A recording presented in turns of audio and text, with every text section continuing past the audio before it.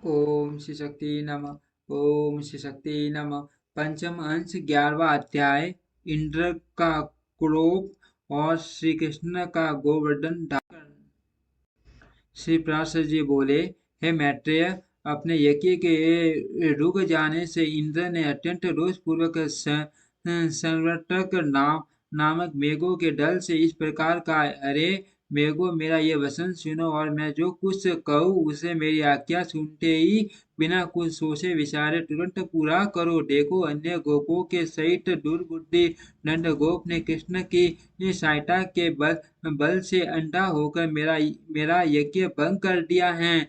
अतः जो उनकी ब्रह्म जीविका और उनके के गोपत्व का कारण है, उन गौओं को तुम मेरी आज्ञा से वर्षा और वायु के द्वारा पीड़ित पीड़ित कर दो। मैं भी पर्वत के शिखर शिखर के समान अत्यंत उसे अपने ऐरावत हाथी पर चढ़कर वायु और जल छोड़ने के समय तुम्हारी सहायता करूंगा। श्री पराशर जी बोले, हे दिविज, इंद्र की ऐसी आज्ञा होने पर गौओं को नष्ट करने के लिए मेघों ने अति प्रचंड वायु और वर्षा छोड़ दी। हे मुने, उस समय एक सन में ही मेघों की छोड़ी हुई मान जल धाराओं से पृथ्वी दिशाएं और आकाश एक रूप हो गए। मेघगण मानो विद्युल्ता रूप से दंड गाढ़ से भयभीत होकर मान शब्द से दिशाओं को व्याप्त करते हुए मूसलाधार पानी बरसाने लगे। इस प्रकार मेघों के अरनिश बरसने से संसार के अंधकार पूर्ण हो जाने पर ऊपर नीचे और सब ओर से समस्त लोक जलमय सा हो गया। वर्षा और वायु के वेग पूर्वक चलते रहने से गौओं के कटी, जंगा और गिरीवा आदि सुन हो गए और कांपते कांपते अपने प्राण छोड़ने लगी, अर्थात मूर्छित हो गई। हे माँ मुने, कोई गौएं तो अपने बछड़ों को अपने नीचे छिपाए खड़ी रही और कोई जल के वेग से वशहीना हो गया। वायु से कांपते हुए दिन वदन बछड़े को मानो व्याकुल होकर मंद स्वर से श्री कृष्ण चंद्र से रक्षा करो ऐसा कहने लगे।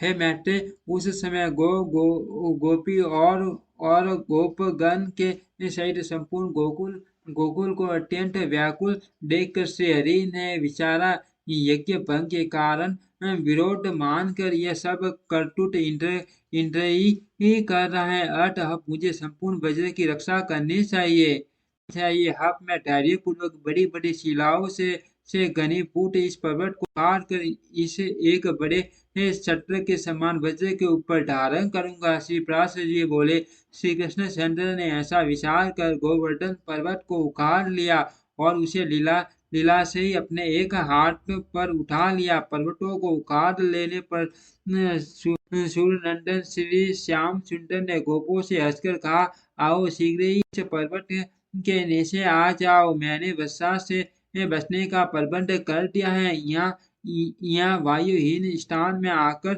सुखपूर्वक बैठ जाओ, निर्भय होकर प्रवेश करो, पर्वत के गिरने आदि का भय मत करो। श्री कृष्ण चंद्र के ऐसा कहने पर जल की धाराओं से पीड़ित गोप और गोपी अपने बर्तन को छकड़ों में रखकर गौओं के साथ पर्वत के नीचे चले गए। ब्रजवासियों द्वारा हर्ष और विस्मय पूर्वक टकटकी लगा कर देखे जाते हुए श्री कृष्ण चंद्र भी गिरिराज को अत्यंत निश्चलता पूर्वक धारण किए रहे।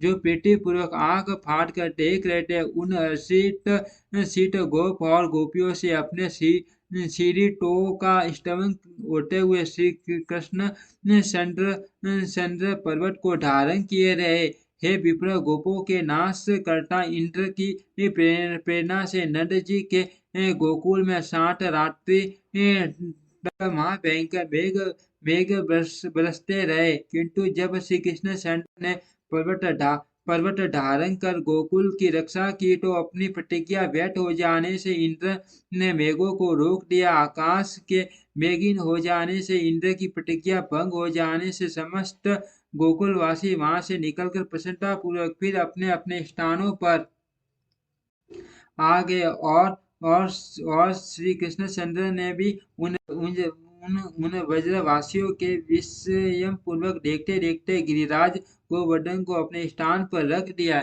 इति श्री विष्णु पुराणे पंचमो अध्यायम एकादशो अध्यायम। ओम श्री शक्ति नमः। ओम श्री शक्ति नमः। ओम श्री शक्ति नमः।